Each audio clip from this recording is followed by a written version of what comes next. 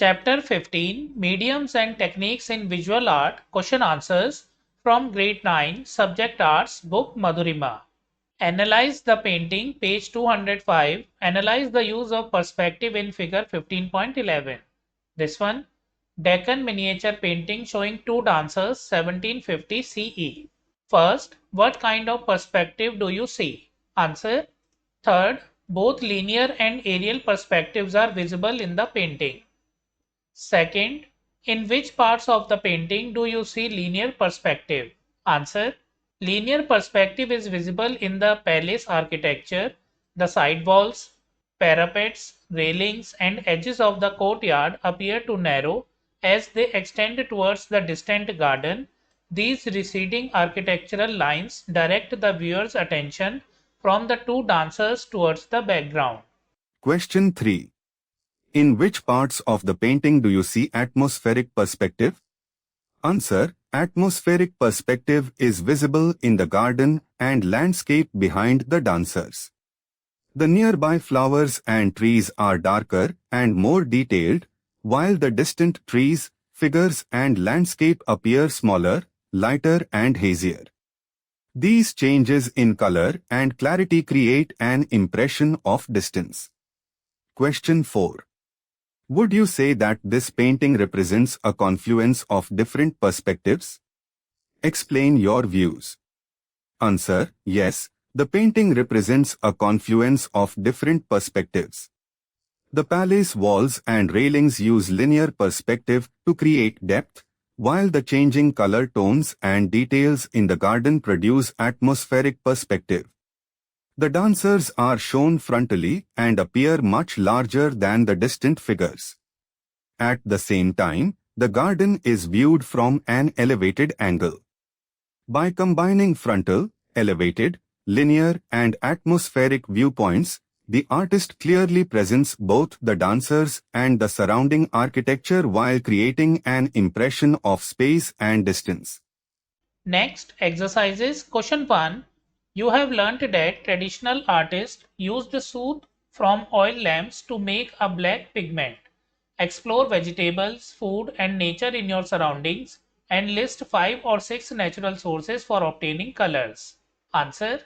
Natural sources of colors include 1. Turmeric yellow, 2. Beetroot red or pink, 3. Spinach leaves green, 4. Red cabbage or jamun purple or bluish purple, 5. Marigold petals yellow or orange, 6. Tea or coffee brown. Question 2. List 2 pairs of complementary colors and 2 pairs of analogous colors seen in the painting shown in figure 15.12. So friends, this is the painting. Miniature painting from Mewar, Rajasthan. Opaque watercolor and gold on paper. 20 by 39.4 centimeter. 1680 to 1690. Answer. Complementary color pairs. First, red and green. Second, blue and orange. Next, analogous color pairs. First, red and orange. Second, blue and green. These colors can be observed in the costumes, background, animals, and architectural areas of the Mewar miniature painting. Question 3. Write a paragraph about the painting in figure 15.13 by covering the following points. First, describe the scene. Second, analyze the use of perspective. Third, which medium would you use to blend colors as seen in the painting? So friends, this is the painting. Rabindranath Tagore, Emperor's March to Kashmir, wash and tempera on paper, 24.5 by 34.5 cm, 1920. Answer. Rabindranath Tagore's Emperor's March to Kashmir shows an imperial procession traveling through a vast landscape. The emperor is seated in a covered hoda on an elephant and is accompanied by another elephant, attendants and distant riders. The larger, darker and more detailed elephants occupy the foreground, while the distant animals and figures appear smaller, lighter and hazier. This creates aerial or atmospheric perspective. The warm orange and brown tones gradually blend into one another, producing a misty atmosphere. I would use watercolor wash and tempera on paper, as mentioned in the painting's caption, to achieve these soft color transitions and delicate details. Question 4. Reflect on the various visual arts mediums you have used and write a paragraph on them. Answer. I have explored several visual art mediums, and each provides a different experience.